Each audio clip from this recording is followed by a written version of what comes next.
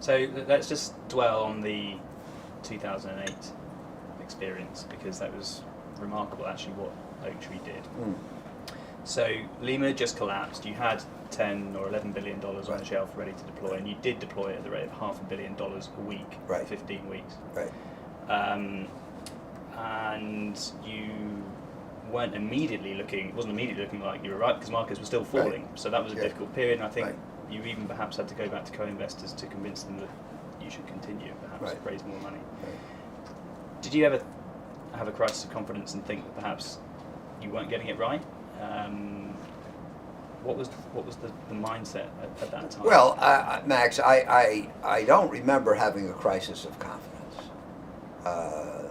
Of course, if you buy and then the price goes down and you buy more and the price goes down further, if you're not questioning and a little scared, then you're a moron. But you know, I think that one of the important things that I have realized and incorporated into my thinking is that you're never going to get it exactly right. Sometimes, if we're lucky, we know what's going to happen. We never know when. And so if you accept that, then it kind of gets you off the hook. That means you buy today at 9, it goes to 8. You buy more. You buy at 8, it goes to 7. You buy more. You don't say, "Oh my God, I bought at 9 and it went to 8. I must be a moron and I must be wrong." You understand that the nature of this. And you know, Warren Buffett says, "I like hamburgers, and when hamburgers go on sale, I eat more hamburgers." So, you know, if you did an analysis at 9, and if the analysis was sound and it goes to 8, you should buy more. Now, of course, in our business, there's always the question of when does resolve turn into hubris, and there's no easy answer. But it always goes back to rechecking your analysis, and ultimately to your analysis being correct.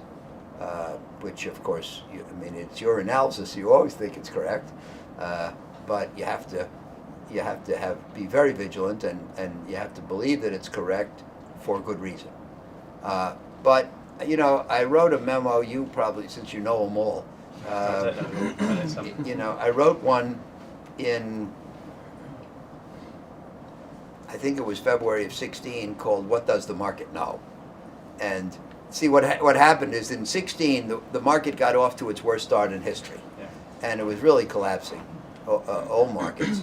And so I wrote a memo called "On the Couch," because I said that every once in a while the market needs a trip to the shrink, and that it was really the victim of irrational fear. So I went on Bloomberg the next day. Usually when I put out a memo, I go on Bloomberg the next morning, and the hosts kept peppering me and saying, "Well, stocks are collapsing. Isn't that a sell signal? Isn't that a sell signal?" So I went back to my office and I wrote a memo that day called "What Does the Market Know?" And this is really a very important concept. The market is supposed to be efficient, know everything. We know it doesn't know everything. And I believe there are times when it doesn't know anything. So you know, I said you can't let falling prices be a sell signal, because falling prices are the equivalent of investments being put on sale. How can they be a sell signal? If anything, they're a buy signal, etc. So I went through this whole business on that subject. And then I said, and you know what? However, when we, you know, bought high-yield bonds in 1990 when they were collapsing, and when we sold into the tech bubble in 99, and when we bought in the period you're describing, etc. I never want to give anybody the impression that we don't do it with trepidation. You know, you can have, if you have great advantages, you can have a strong intellect, and you can act on the basis of your intellectual analysis, and you can control your emotion. But that doesn't make you right.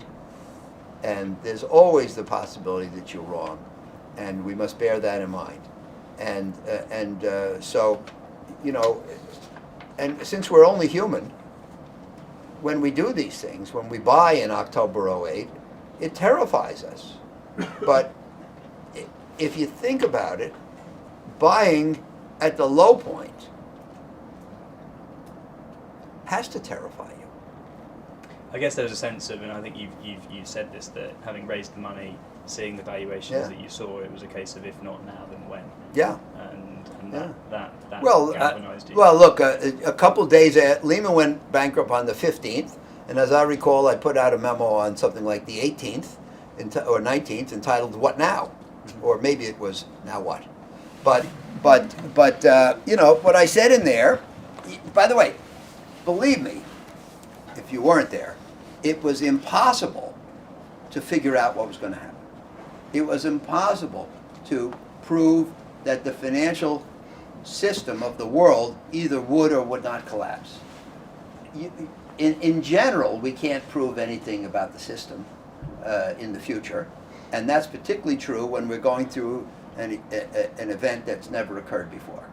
So there was nothing intelligent to say about the future of the financial system at that time. So what made us buy? Well, number one, objectively speaking, the things we were buying were extremely low prices. We were buying the senior debt of companies that had been the subject of LBOs 1 or 2 years earlier. And we were buying the senior-most debt at prices where if the companies turned out to be worth a third or a quarter or a fifth of what these great buyout firms had paid a year earlier, we would have broken even.